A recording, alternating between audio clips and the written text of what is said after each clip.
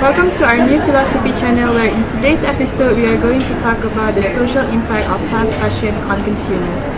In this podcast, we will explore the social implications of the fast fashion industry in our society. Today I am your host Hannah, along with three of my fellow guests, and we will be doing a deep dive into the fast fashion industry phenomenon and its effects on the society. Let's define fast fashion to our listeners. Fast fashion refers to the act of producing and consuming inexpensive clothing, trendy pieces often produced rapidly. For example, retail stores like H&M, Zara, and Uniqlo are considered fast fashion brands, and also the rising Shein, which has surpassed a lot of big fashion brands like Nike and Adidas. It's a business model that aims to provide the consumers with new weekly fashion collections and also fuel into their cycle of consumption. But the question is, what are the social implications of this phenomenon, Darwin? One of the most social impacts of fast fashion is labor exploitation and low worker wages.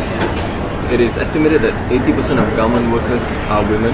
I noticed that they work under unsafe conditions and receive wages way below the poverty line.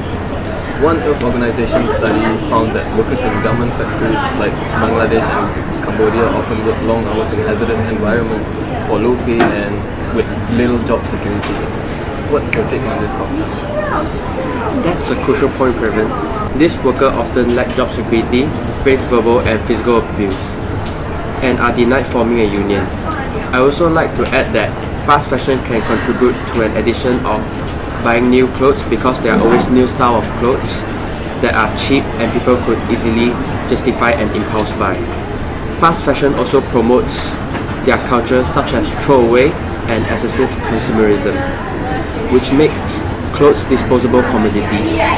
This action has an impact on people throwing their clothes frequently.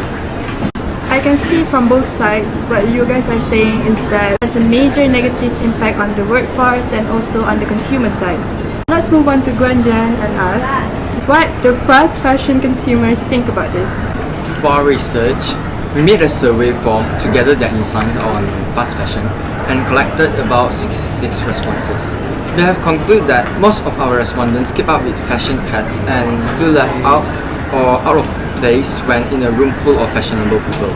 Our questions: what influences your choice of clothing brands or source? Shows that price plays a big role in purchasing clothing goods, followed by convenience as a second factor. Moreover, our survey said that more than 75% of the respondents are familiar with fast fashion and 64% purchase from these brands. Not only that, in our survey, we asked the respondents, would you be willing to pay more for ethically and sustainably produced clothing? 80% of the respondents said yes to the questions. That most people said that they feel left out whenever around fashionable people. Do you feel that way, and do you think those feelings may affect your shopping decisions? Those feelings are valid proof of how fast fashion can take a toll on a youth's self-esteem nowadays and become just a vicious cycle too. I felt these feelings myself, and I feel like we're made to feel that way so we could spend money on these fast fashion brands. I would agree with what you said earlier. It has become a vicious cycle, and the ones who benefit from this are mostly the big companies that came up with this business model. As what Guanjan summarized earlier from the survey, most say that they are willing to pay more for ethically and sustainable clothing. What is your take on this, Fazal? From my side, I agree with this. If the quality of the clothing matches with the price, I will definitely pay for it. I understand that fast fashion brands are the most affordable option we could get these days, but knowing that the clothes we wear every day significantly affect labor, I think it would be wise to break the habits earlier and look for better options. Most of the respondents agree on paying more when, in fact, price plays a bigger role in purchasing power. This shows that most of us are aware of and empathize with those who work in the industry. Couldn't agree more with what you said, Kazam. Probably this also relates to their rational thinking of life. This relates to my next inquiry. I would like to know, what do you guys think from a philosopher point of view on this phenomenon? From what I've learned during my philosophy class. We can view this from various streams, but I will be focusing on Eastern philosophy. Eastern philosophy does not align with the methods and acts of fast fashion. This is because materialistic beliefs do not exist in Eastern philosophy such as Hinduism and Buddhism. When achieving nirvana, the highest state of alignment one has ever achieved, one must cut away any form of comfort and pleasure to live in moderation, also as known as the middle way. In my own words, living moderately is the best way of living, and we must avoid wastage as best as possible. That's a good point of view, Guanjian. Now that we have delved into the social impacts of fast fashion and aligned it with the philosophy's view, how can consumers become more aware of the conditions in which their clothes are being made? Education is key. Our survey shows that more than 30% of respondents still need to be aware of the social impacts of fast fashion. To combat this issue, consumers can start by researching the brands that they buy from and supporting those with transparent and ethical supply chains. In addition, we should advocate for stronger labor laws and fair trade practices. Absolutely. It's important to remember that us, as consumers, we can influence change through our purchasing decisions. But what solutions can listeners implement to control this issue, Kozam? Great question, Hannah. Here are some practical steps include buying second-hand clothing, supporting sustainable fashion brand, and investing in quality, timeless pieces that will last. As per our survey, most will consider buying second-hand products if the condition is as good as the new ones. This allows consumers to develop pre-loved platform by selling their clothes and generating side income. Consumers can reduce consumption by embracing minimalism and learning to repair and repurpose their clothes.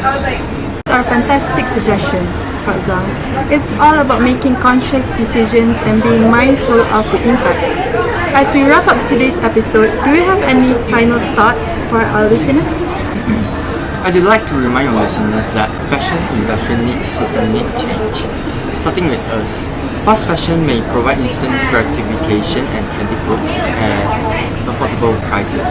As proven in our survey, based on our questions, do you think fast fashion corporations have more power than customers to tackle fast fashion? Almost 65% of our respondents agree. Hence, it comes as a significant cost to the people involved in this production, the environment, and our society. It's time for us to rethink our shopping habits and demand transparency and accountability from the fashion industry.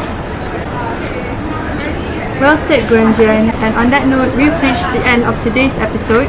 We hope that this discussion has shed a light and inspired you to make more conscious decisions in your daily life. Remember, every purchase is an opportunity to shape a better future.